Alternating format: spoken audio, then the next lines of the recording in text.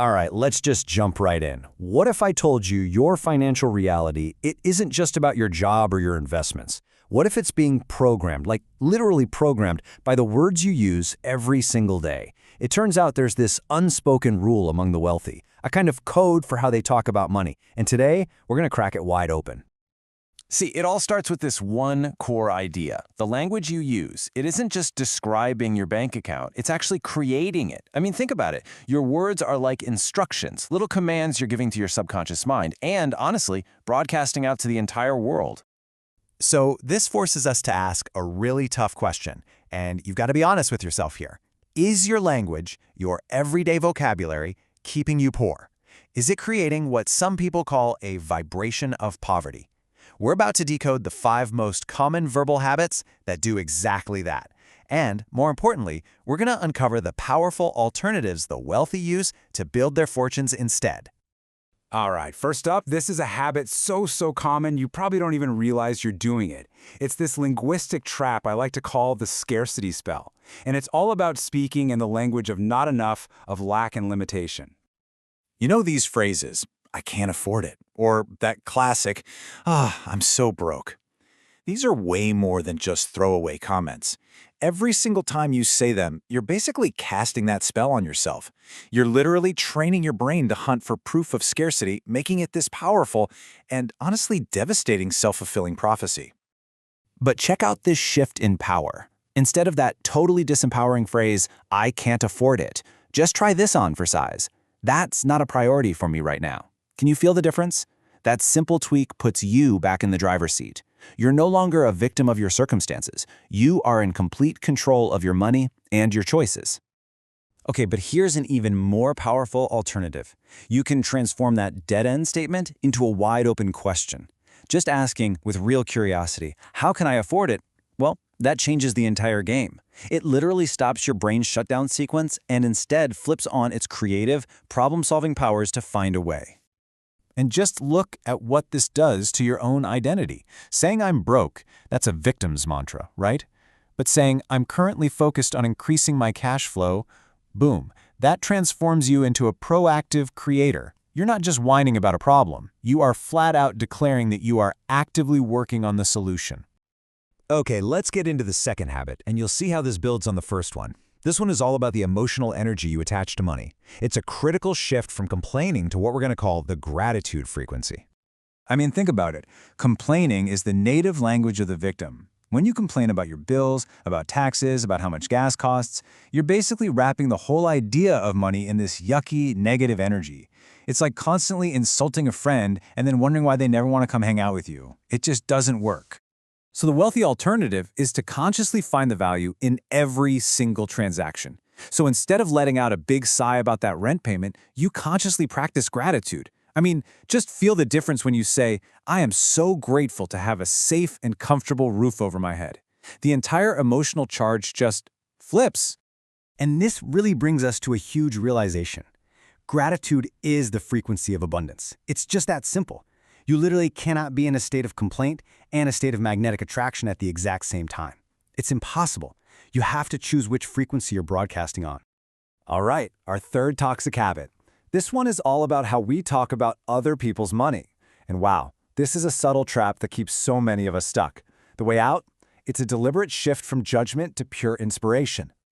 So when you're gossiping about someone's fancy new car or you're judging how they spend their money, you're sending a really powerful and frankly a dangerous message to your subconscious mind. You're telling it, hey, wealth is bad, people with money are wasteful or maybe even corrupt, and guess what? Your subconscious, whose job it is to protect you, will work tirelessly to make sure you stay far away from that very thing you're judging. Now here's the thing. The wealthy just don't do this. They see someone else's success as proof of what's possible for them, too. They consciously replace that feeling of envy with curiosity. Instead of criticizing, they ask, wow, how did they pull that off? What can I actually learn from this? It becomes a source of inspiration, not resentment. So the practice here is to verbally, and you have to be sincere, bless the success you see. Just saying something like this, even just to yourself, that's amazing. I wish them even more success and abundance. It completely dismantles envy right at its core. It aligns your own energy with success and tells your brain, yes, that's good, I want more of that in my life. All right, on to habit number 4. Now this one is much more subtle, especially if you run a business or, ever have to tell someone what you charge for your work. It's all about owning your worth through what I call the language of value. When you use that weak, apologetic language around your price, maybe adding that little hesitant question at the end, like, is $100 okay? What you're really doing is broadcasting a profound lack of confidence in your own value. You are, in effect, apologizing for asking to be paid. It's crazy when you think about it. Now contrast that with the alternative. Just state your value with this calm, confident neutrality. Frame it as, the investment for this project is, or even more simply, the price is X. You just state it clearly, confidently, and then you stop talking. Be silent. Let that quiet confidence do all the heavy lifting for you. Okay, let's get to our final habit, and honestly, this might just be the most important one of them all. This is about the stories you tell about yourself and how you can consciously build your new financial identity. You've definitely heard this, and maybe you've even said it. That little self-deprecating laugh, oh, you know me, I'm just so bad with money. Sound familiar? Look, it seems totally harmless, but here's the scary part. Your subconscious mind doesn't have a sense of humor.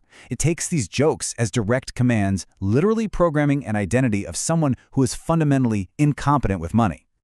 So the fix is a really conscious 3-step process. It's super simple.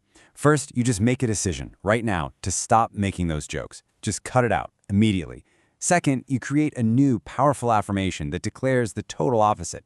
And third, you start to state and live into this new identity, even if it feels a little weird or unnatural at first. You gotta fake it until you make it. And this is a perfect template right here. An affirmation like, I am a responsible and successful manager of my money. Saying that with real intention every single day is one of the most powerful programming tools on the entire planet.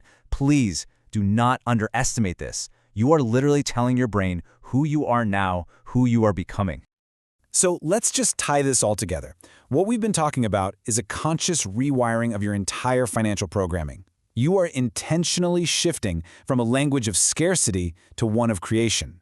You're moving from complaint to gratitude, from judgment to inspiration, from apology to confidence, and from a self-concept of incompetence to one of absolute competence. And all of this leads to one single inescapable conclusion. Your words create the signal that you are constantly broadcasting out to the world. And if you change the words, you change the signal. And when you change that signal, well, the world has no choice but to respond. You fundamentally change your financial reality. So the only question left is, what signal are you going to choose to send starting today?